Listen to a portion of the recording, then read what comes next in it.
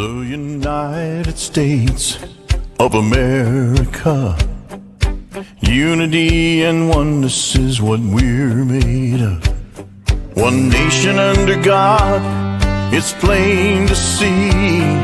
We're showing the whole world what a country should be.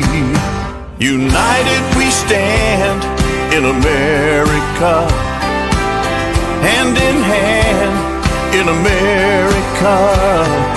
Together as one in a land that we love. United we stand in America. Good morning, everyone out there. Welcome to Changing Times. It is Wednesday, November 19th. The month is moving on. This is show number 261. We are live at the Axe Media Group headquarters in Springfield, Missouri, and I am Lynn Morris. And my co-host, Dr. Mary Byrne, she's not here today. She's traveling and doing some political things today, and she won't be back next week either, so you got to deal with me again next week. And but I'm glad you all are tuned in today. We've got a great show. We're going to talk about marriage. This is a good friend of ours that are here today.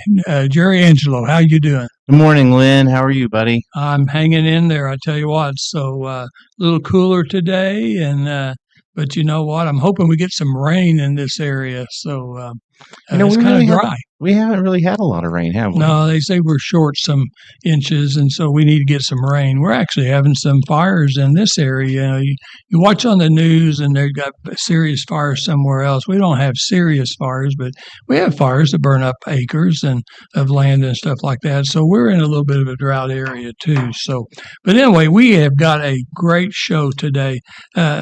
Jerry is the CEO. He's the president and chairman of Vanguard Marriage and Family Advocates. He and his wife, Kate, and unfortunately, she's traveling today and staying very busy too. We'll talk about both of you guys as we go through this show, because you guys are a team that goes around and does marriage counseling, and I'm excited because there's a new project that you guys are getting ready to do. But let's first talk about Family Advocates. Kind of how did that get started? What do you guys kind of do? I know you've written books together. You've done things helping people. One of the most important things that we can do is to keep a marriage strong. And that's right. I truly believe that we have a lot of enemies in this country that really don't like our form of government. They don't like capitalism. They want socialism, and they want all kinds of different things. And they've pretty well been successful at destroying education, kind of infiltrating in college first, and now they've gone down into elementary school, junior high, and high school. They've got that going on. And then they knew if they could destroy the unit, the family unit, if they could destroy the family unit, that would really hurt our country. And then if they could take God out of everything, that would hurt our country. So we have a lot, and so you guys are just the opposite. You're trying to bring all that stuff back, and you got a lot of competition. It's almost like you're swimming upstream because you got all these people that seem to be wanting to destroy our lifestyle. You know, it's that is true. But I'm very hopeful, especially now and in the last few years, that there is so much of it. There's obviously a lot of need, but people are recognizing that need to come back to the Lord, the need to strengthen and encourage their marriage and their family. And that has turned to a desire. And so people want that, and they see evidence of that in strong relationships. And so I'm real hopeful. 10 years ago, it almost seemed like we were on a steep decline. And, Kate and I, we started getting into marriage ministry about 20 years ago, right as soon as we got married. And we've shared our story before about our broken past, and which is why we do what we do, because we don't want people to have to go through the kind of family turmoil that we had to go through. We were never trained in how to have a healthy relationship, a marriage relationship. We were just winging it just like everybody else was, and we thought we were doing a pretty good job, but it turns out we really weren't. We were just, selfish people and trying to do what we knew best. But when you get that training and instruction, and you hang around people with lots of wisdom, it really changes things. And obviously, the Lord is at the center of our marriage and our family, and so that's the key component, obviously. But yeah, that's part of why we do what we do is we don't want people to have to go through and suffer the way that we did. So we want to equip them with tools and with resources that they can use to help their families, and so that's why we do what we do. And I really do think with the folks that we know in this space, there's been a real increase, and not just in resources, but in knowledge and wisdom. And so it's very encouraging to me to see that. Same thing, our ministry started out, like I said, about 20 years ago when Kate and I got married. We knew that there was a need there. We wanted to fill it. We started getting trained in special areas, and we were getting our credentials with the Assemblies of God. And so while we were doing that, we were meeting these amazing people along the way. And we started out just wanting to, help marriages and relationships. And along the way, the Lord kind of revealed to us that if you really want to have a strong relationship, God needs to be at the center. And so how do you do that? Well, it starts with prayer. And so we kind of, not that we shifted gears, but we kind of incorporated, we're not just going to be doing things related to marriage. We're also going to be incorporating prayer. And so that's when we started doing the National Day of Prayer, and I'm the chairman at the Missouri State Capitol. And so we do an event every year, every first Thursday in May. We do National Day of Prayer as a leadership point that our country needs to come back to prayer, and it can start in your home. And that's what we focus on. We focus on, leading prayer in your home, in your marriage, and in your family. And then obviously, when it comes to, our leaders in the community, it expands out to them. But we want you to start at home. And then in usually the first Saturday in October, we do Missouri Prayerfest. And we have, several leaders from across the state, whether they are the pastors or leaders in the community or legislators. We pray over 10 areas of the state. And again, Kate and I, we generally pray in the area of marriage and family, and we have other people that pray over different areas as well. But those two events are important pillars that represent the prayer part of our ministry. So we have marriage, obviously, and prayer. And then there's the leadership component where we're trying to train leaders in the community and walk alongside them.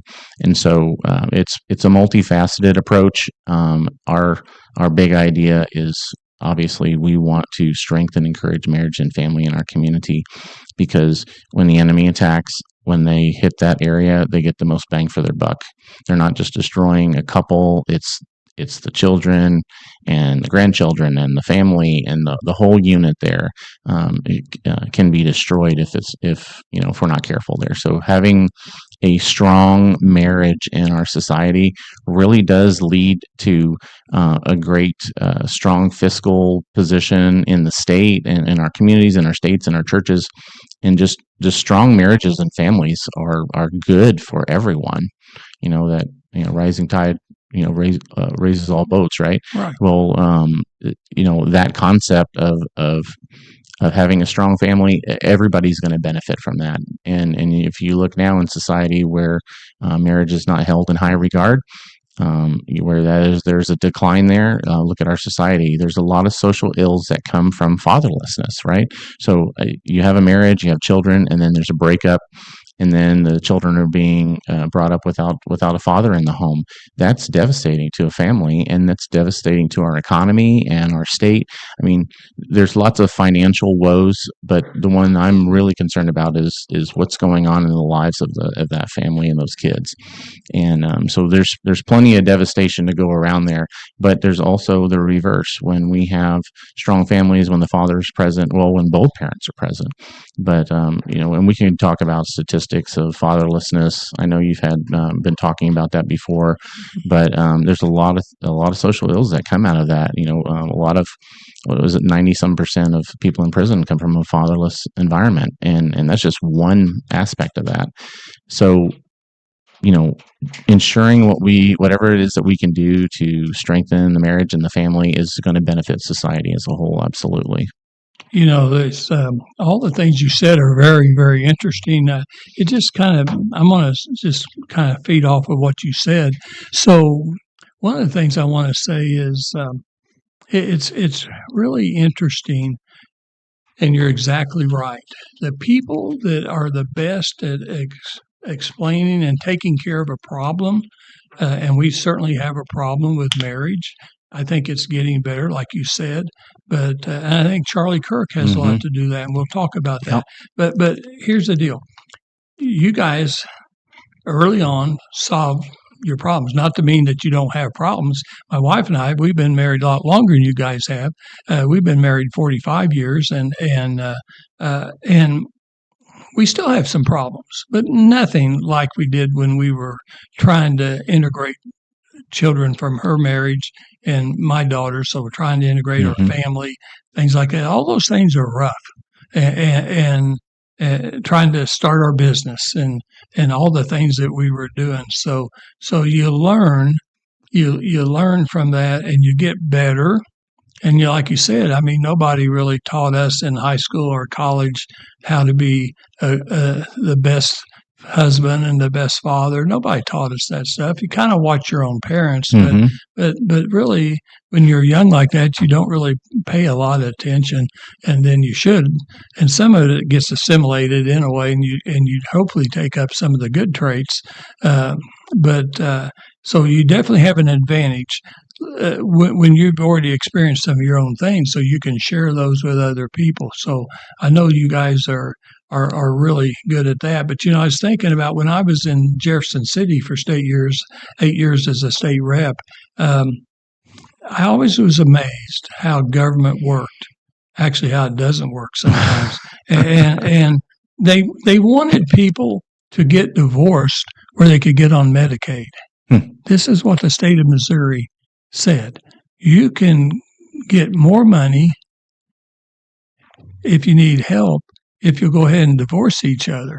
And I'm thinking, wow, that's not really what we should be telling people. Right. I mean, I have a friend. He's in the shared parenting community, and he's advocating for 50-50, where when people split, he wants children to have equal time with each parent. And what he's run up against is the financial component of that to the state, because there are funds that come from the federal government that go to the state. And if someone has an advantage in a custody matter, then there's going to be a financial shift, and that shift is beneficial to the state. And it shouldn't be like that. No, it shouldn't be like that. So sorry. All those things are counterproductive. Yes. So one of the things that we've heard on the news lately is the fact that Bible sales are going up. Other types of religious books are going up. We have more younger people going back to church, maybe for the first time, maybe since they left their families and stuff like that. They're going back to church. There was 20 years that we had politicians in D.C. that said we had a climate issue. We were going to be destroyed if we didn't figure out our climate issues. And now they pretty well not even talking about that. They realize that's wrong. That was wrong. But they talked a lot of young people into not getting married, not having children. I even knew people that was young, like my kids at one time, that said, well, we're not going to have children because we don't know what we're going to bring them up in, what kind of world we're going to have to bring them up in. Well, it could be a worry, but that's not the worry today. And so now all of a sudden, our marriages are becoming stronger again, and then now families are beginning to have some children, more children, and so right now we're at the population crisis where we're not even having enough babies, enough children to keep our population going forever, and so we've got to keep increasing that again, or you become extinct at some time. And so that's actually where we are at this point. We are actually less than what we need to have to continue our population, but it's increasing again. And I think a lot of that has to do with Charlie Kirk and Turning Point USA, and now his wife and other people taking over, because there is a lot of hope, and the start of that hope is Jesus Christ. Amen. Jesus Christ is the start of that hope. He's the center focus of every family. He's the center focus of every business. He's the center focus of every government. If he's not, then we're not going to make it. We are going to be failing, honestly. And so I think that I'm excited. And what I've seen down in Christian County, where I come from, is I'm seeing older folks now participating in Turning Point USA. We've got a lot of people in their 40s, 50s, and 60s, and even 70s now that's getting involved because they have the Turning Point for the kids in school, but they also have in Christian County all ages. So there's a Turning Point group now that's all ages. So the older folks like me could mentor somebody that's young, and we can benefit from each other down in Christian County. And I would say all over this country, we got people all over this country watching this show today.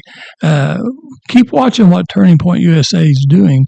It started with a youth movement, and Charlie was talking to young people. But guess what? It's not just all about young people. It's about all of us working together and believing in Jesus Christ and doing the right things. And so I'm pretty excited that even though we lost Charlie, we have hope again. I think I used to say, especially during COVID, that we had so many people that had no hope, and they had all kinds of mental anxieties and just all kinds of mental issues. And then, of course, obviously, finance is always an issue too, because inflation's always seems to be a factor, and so a lot of people just didn't have much faith in their life. And then I thought, well, but if they had Jesus Christ to begin with, they've got an advantage. They've got an advantage that other people don't have. So well, let's talk a little bit about. Let's see, what do I have on my list here? So, Lynn, if I could comment on what you had mentioned just now, you talked about Christ being at the center.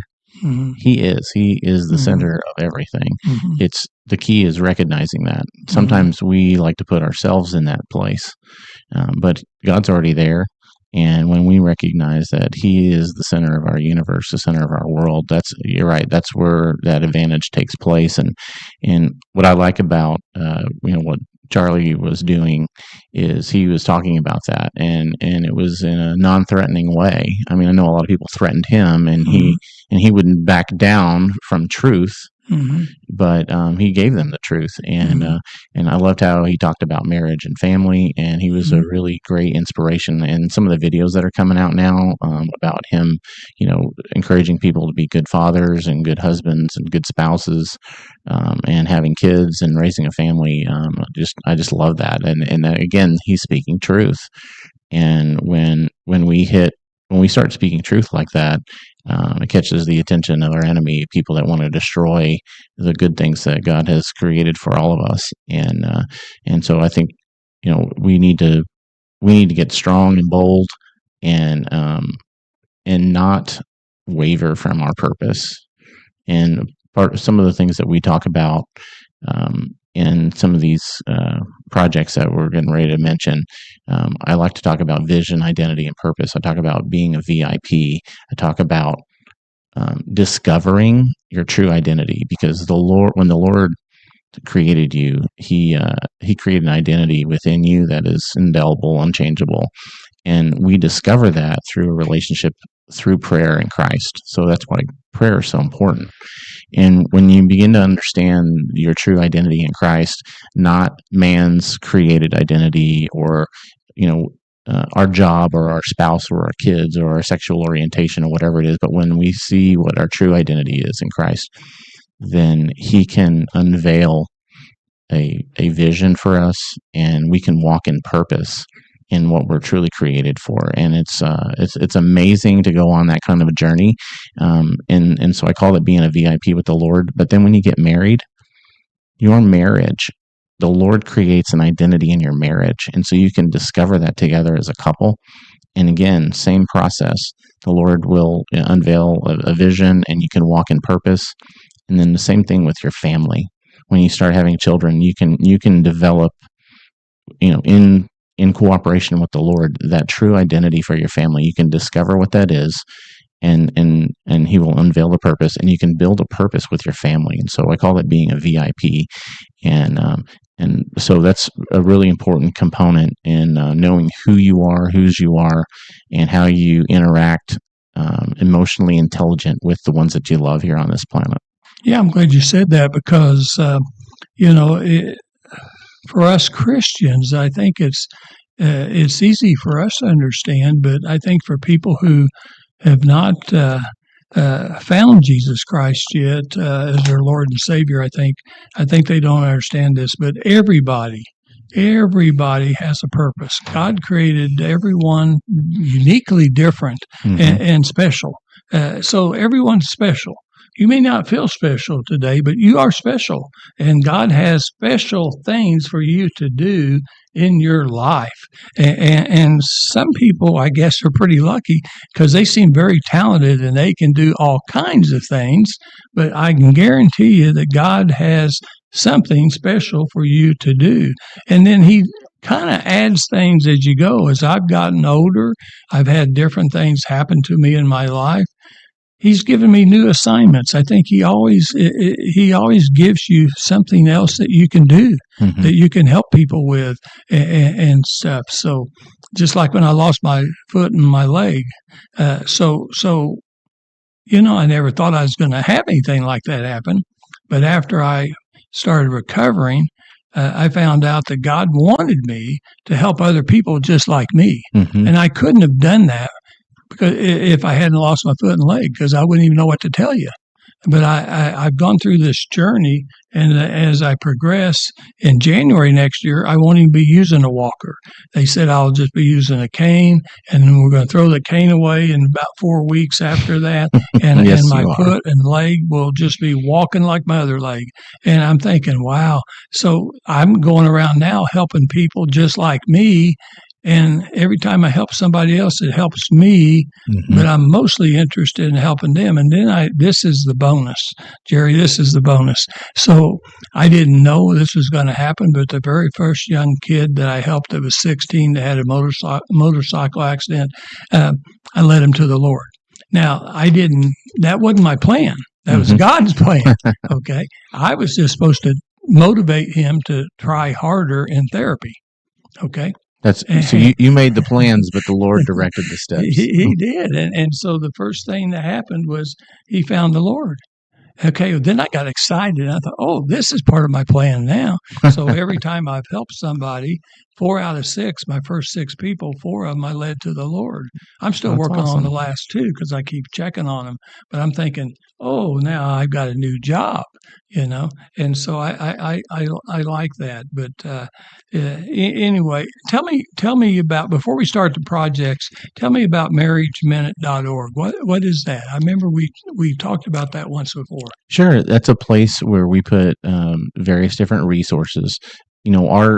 Our nonprofit is Vanguard Marriage and Family Advocates. But we wanted to have something that was a little bit easier to say, Okay. a little bit easier to find on the internet. And so we landed on marriageminute.org. And so there is a lot of free resources there, a lot of videos, YouTube videos, and some audio of things like this where I'm being interviewed and we're talking about marriage and family things. And so it's just a repository for resources like that. And then also anytime that we're doing some current events, we will put that on that page. And so it's just an easy way for people to go there. And when we start rolling out some of these new projects, we'll probably that'll be where you'll sign up and get registered for the next new thing that we're doing. And so we would definitely want to encourage people to go there and check out marriageminute.org. Yes. Yeah. Okay. Well, that's exciting. Well, now what I'm really excited about now is you and I have already talked about a new project that's going to start after the first of the year.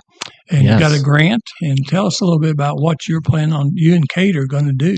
Yeah, so we're really excited about this. It's called Focus on Relationships. That's the name of the project, and it's a marital relationship education and training program. And it's based on our wisdom that we've gained in the past, and some of the curriculum that we've also been using in various events across the country. And so we are formalizing this project. And you're right, we're blessed to receive a generous funding opportunity over the next 5 years. And right now we are organizing our partners and getting all of our locations squared away and our agreements with people that we're working with, and building our teams and doing our training. But we're hoping that by the springtime, and hopefully we're kind of targeting April, we will launch our first project-related event.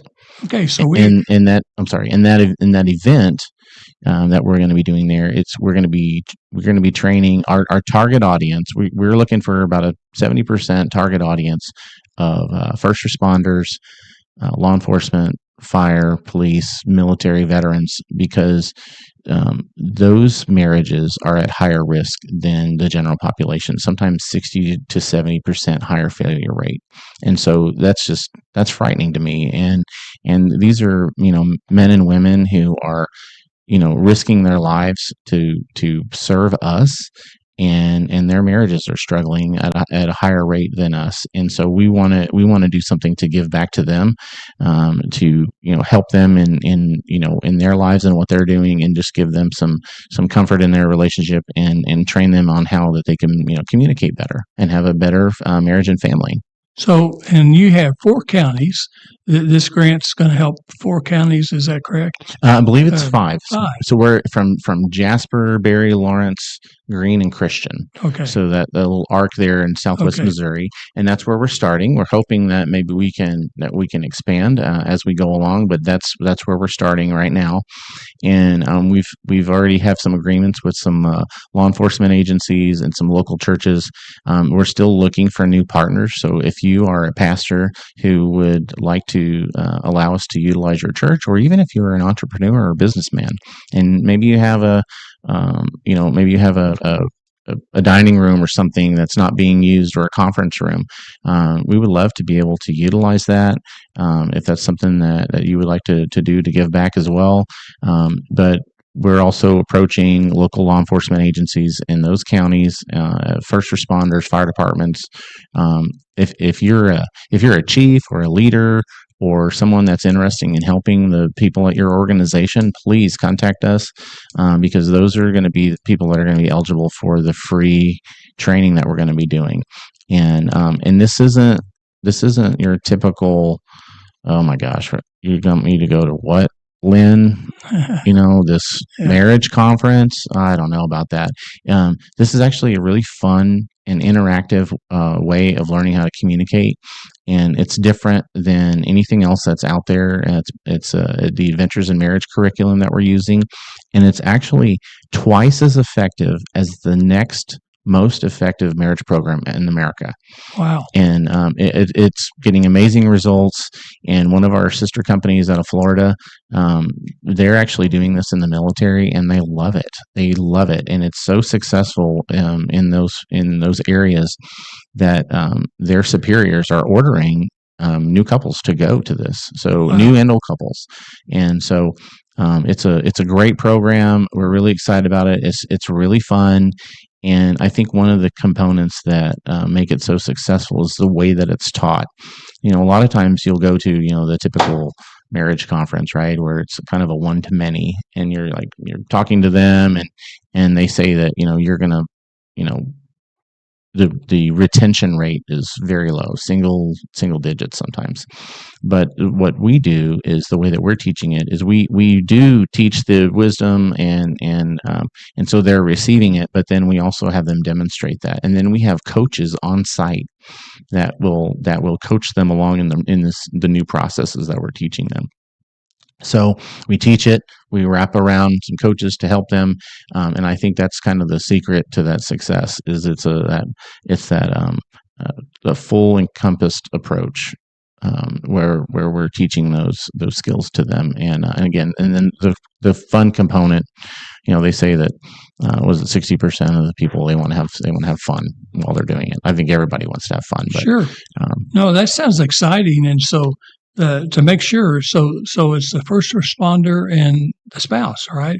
Absolutely. They're going to be there together, and I think that when you have them together, I know sometimes when you have marital problems, you got one spouse that goes to counseling, and the other one doesn't want to go, or they don't go together; they go separate because they think they're going to get ganged up on or something. Yeah, and so that's not good. That's not good. You want to go together, and even though you may not hear the same thing exactly, you can come back home and talk about it and work on it and stuff like that. So Jan and I just went to the 100 Club, and there was 350 people, and that's an organization in Christian County and around the country. Greene County has a large group too, and they actually raise money for a fallen first responder, someone who dies in the line of work, in the line of duty. And luckily in Christian County, we haven't had that since we started 5 years ago. So we've been raising quite a bit of money, but the money that we've been raising, then we would share back with a fallen first responder for their family, because we understand that we have insurance people that's involved in this and things, and you don't just collect an insurance policy right after someone dies. Sometimes it takes months, and so.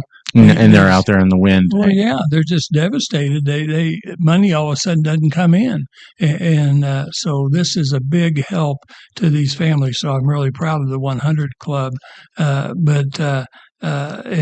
it's just a great response.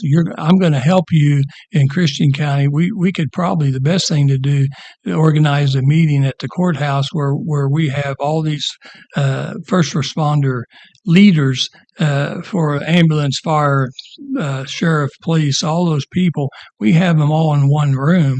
And instead of you going then you can have your own separate meetings with them. But I think we could have an introductory meeting to begin with, and then Sure. you can find out who they are and who's interested. And I have a feeling there's going to be a lot of interest. And you're talking about population, how many people you're going to affect. Greene County has about 500,000 people. Christian County has 100,000. So you got 600,000 right there, and then you mentioned 3 other counties.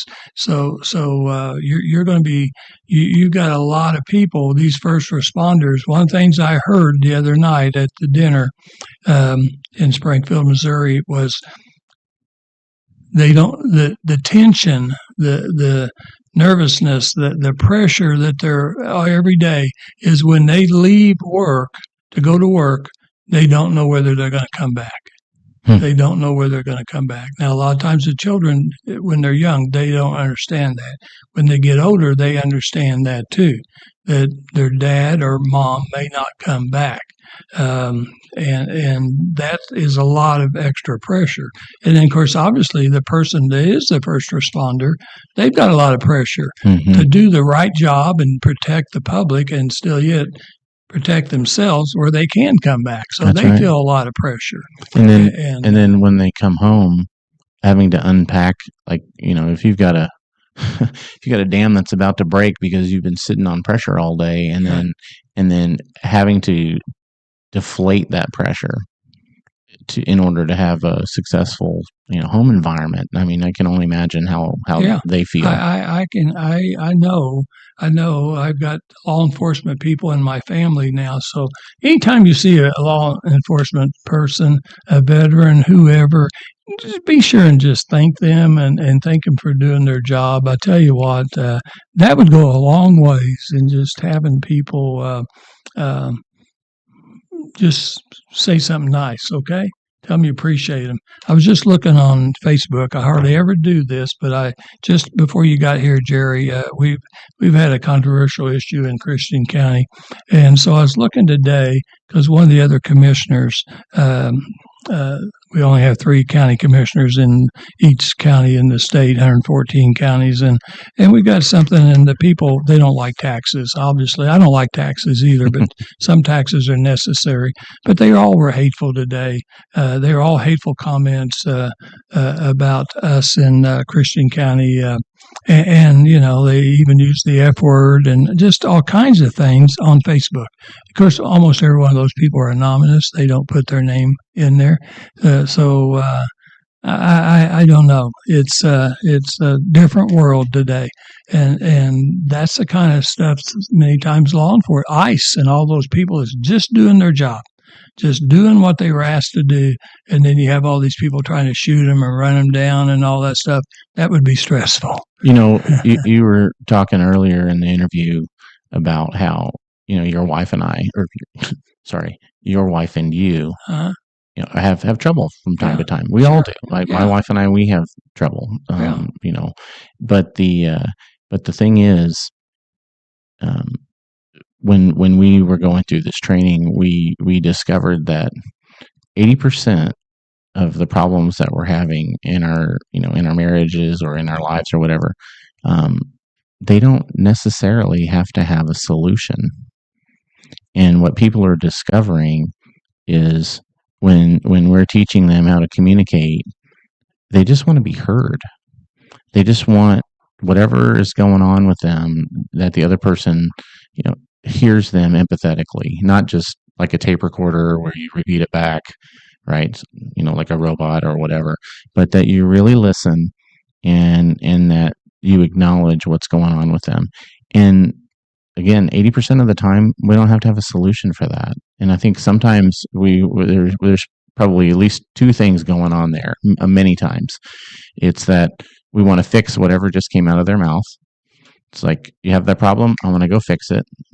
And so you listened long enough to devise a plan to fix it, which means you were working on a plan instead of really listening. Mm-hmm. Or you're not really listening at all and comprehending and being empathetic. And so in these situations, we are going down all the way to scratch and building them up as a couple on how to be a good listener. And there was one couple in particular that I'm remembering right now where it was off the rails. It was a completely devastated couple. They were probably going to get a divorce, and we had to work really hard with them, but they finally got it. And when they did, it was just like, it was just, and there was nothing solved there except they got heard. And so that's how we start. And, and then different couples progress to different levels, but that's just one of the tools that we teach. We're not solving world peace. We just want to get people heard in a way that is important to them. And so just like, these problems with Facebook or maybe in your marriage or something going on at work, there might not be a solution to that. And that might be okay as long as your partner or your spouse gets to hear what's going on with you, because that could make all the difference in the world. And that's, again, that's the start of what we do here.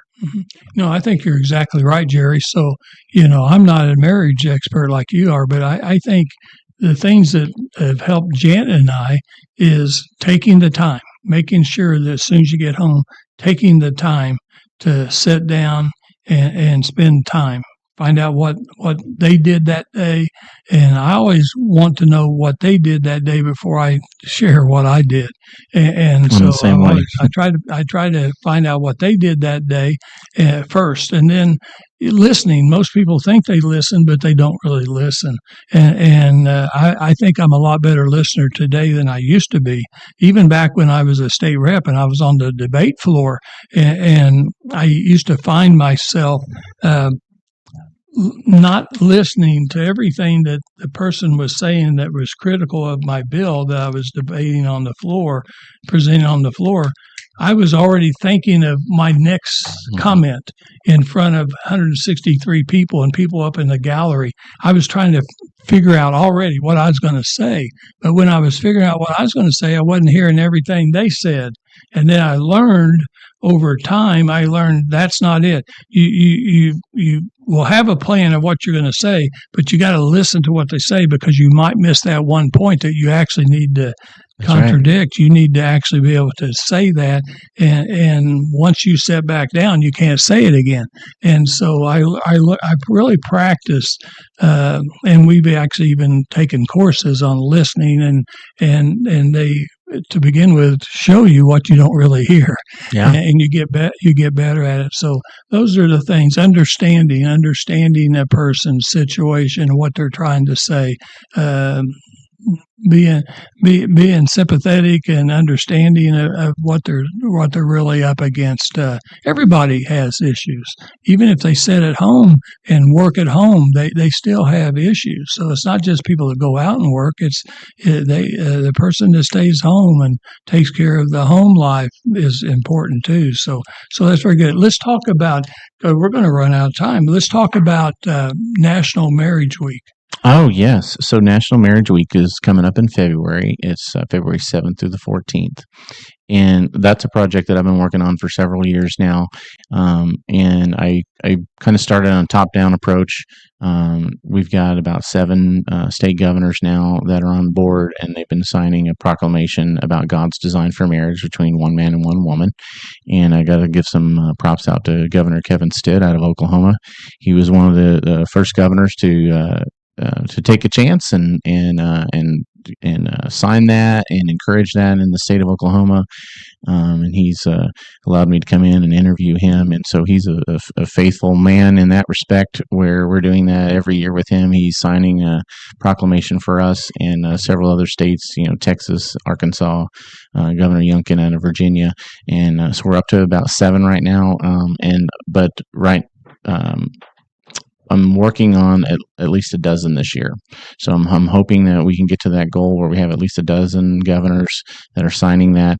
And then you've been so gracious to help us at the county level. Yeah, we've done that several years now. Yeah, and that's been amazing. And Greene County has done that. Yeah. I think we had Berry County as well. And so so now that we've done some at the state level, we want to do some at the county level. And so we've been working on that too. And so that's been really exciting. And, some people might say, well, it's just a piece of paper, signed by, whatever. And I say in the kingdom of God, that's important, because it's a principle that we're standing by, and we're honoring God, and we're getting the leaders in the community to stand by that as well. And I think that's worthy of honor and blessing.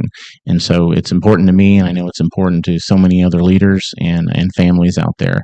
So, it doesn't necessarily have any legal binding effect, but in the kingdom of heaven, it does for me and for many others. And so that's a project that is a continual one every year, and we're still doing that. And so I'll definitely be approaching you very soon about renewing that. Sure. And as well as others. And so that's also, it's a tool that can also be used by pastors. And so, local pastors out there that are listening or watching, you can download one of these pastor proclamations, and fill that out and take a stand at your own church and use that as a opportunity to preach the gospel in the context of marriage, and why that's important to our society. So at marriageminute.org, there's a section there where you can download these marriage proclamation examples and then customize that for your particular situation or your county or your state, whatever your authority is. And so, but we use that as a way to have a narrative out there about marriage and family, and hopefully that will inspire other activities. Maybe you'll start going on a regular date night, or maybe you'll start instituting regular prayer in your family. And so that's just a starting point there. Another thing that we're doing is in Missouri and really some other states as well is I'm leading these faith leader roundtables. And we've done several of them already. The last one we did, I think, was in Joplin with Senator Carter. And we had Andrew Bailey out there. And so we had Andrew Bailey. We had one of my good friends as a vice president at Focus on the Family, and myself, and some people from the Missouri Baptist Convention. And so basically, we just said, hey, Focus was like, we have these resources here that are available to your community. Utilize us. And I was basically telling them that, and if you need help implementing those, we can be kind of a project manager of sorts, where we can help deploy those resources or train your volunteers or whatever, your staff. And then what was really neat is Andrew Bailey gave his testimony about his family and his adoptive process. And he's just an amazing man of God. Of course, now he was called up to be one of the deputy directors of the FBI. And so very proud of him and what he's doing and how he's serving our country in that respect. And since then, Attorney General Catherine Hanaway has stepped in and expressed an interest to continue where he left off. And so be looking forward to resuming some of our faith leader roundtables next year with Focus, with several state leaders and also local leaders and local pastors. So if that's something that maybe somebody out there is interested in being a host, definitely would. Can you contact us and we can work out some of those details. And another thing is we've been partnering up with TPUSA Faith. We're actually a hub for them, an official hub. And so we are working with their leadership to do specialized events and bringing in some of their top speakers into the state of Missouri. And so be checking our website, marriageminute.org, for some new updates on those projects as well. So I'm really excited about that. They've got some great speakers like, Riley Gaines and Lucas Miles and so many others that are out there and available. And so we're working on different events there. So. Well, that's exciting. So I tell you what, you and Kate are difference makers, and you always have been. And so we appreciate you.